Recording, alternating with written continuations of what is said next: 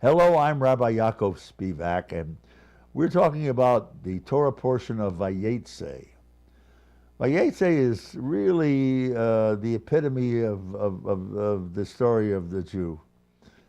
Vayetzay means that he left, he walked out. In the case of Yaakov, he fled, he ran away. The patriarch Jacob had to run from his brother Esau, who wanted to kill him. And that is the story of the Jew throughout the history of the exile. Vayetzay, Vayetzay, always leaving, always going. Tamid Vayetzay, always leaving. Aside from a prayer book, probably the most important Jewish possession of it for a Jew is his passport. Because we have been wanderers, eternal wanderers. We had been for 2,000 years. And Jacob experienced it now. But where was he going? Was he going into a loving situation? Absolutely not. He was going to a situation in which he was at the house of Laban. Laban is known as Laban Haramai, the cheater, the con man, the fraud. So here you have the patriarch Jacob fleeing the sword of Esau right into the hands of Laban the fraud. What an incredible horror story that is. Laban has 2 daughters. Laban wants Jacob to marry the older one, Leah, first. But Jacob wants to marry the younger, Rachel. And Jacob does not trust Laban. Jacob says, how do I know? How do I know that? Because I will meet my wife for the first time in the evening at dark. And how do I know that he's not going to substitute Leah for her? And so Rachel made up a symbol or sign, a code, simanim, a code that she would use with Jacob when they first met in the dark. But Rachel saw the crying of her sister Leah, who was afraid that she would be stuck with Esau, the brother who was very often up to no good. And she cried over this. Rachel sees her and says, I can't let my sister suffer like this. I can't let her suffer like this. And so she says to her sister, listen, there was a code made up so that when I met Jacob at night, he would know it was me by the code I would give him. I'm giving you that code. I want you to have Jacob.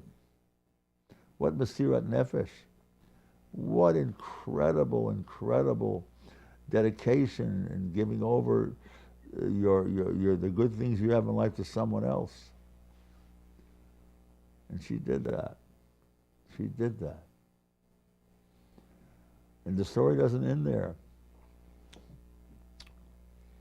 Rachel had a great-grandson by the name of Jonathan, who was the son of Shaul, King Saul. And Jonathan was in line to be the next king. The problem was that David worked in the house of Saul, his father, and everyone saw what an incredible person David was. He was very popular. And there came a fear that maybe David would replace Saul. The song was sung that David has slain that Saul has slain his thousands, David his tens of thousands.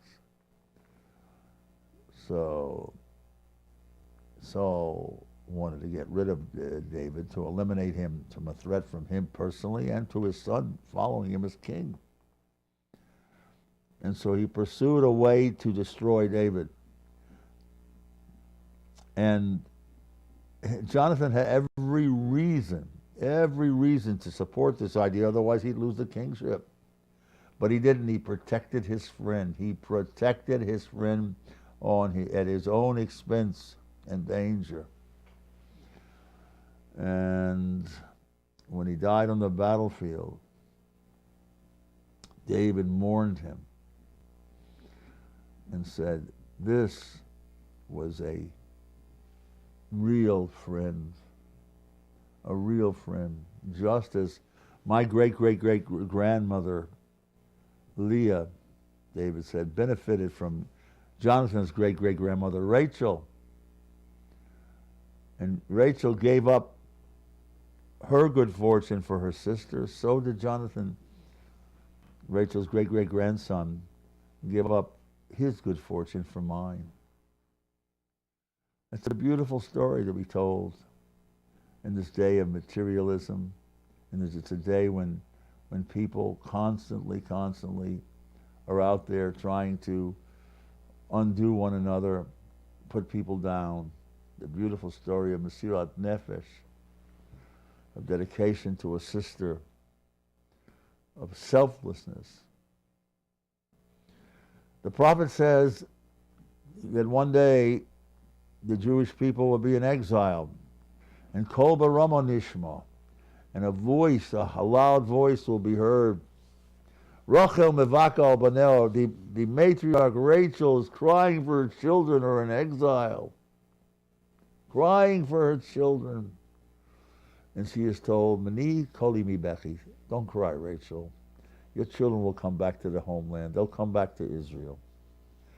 You who are the expression of kindness, you will see kindness with your children. V'shavu banim ligvulam. And the children will come back to their homeland.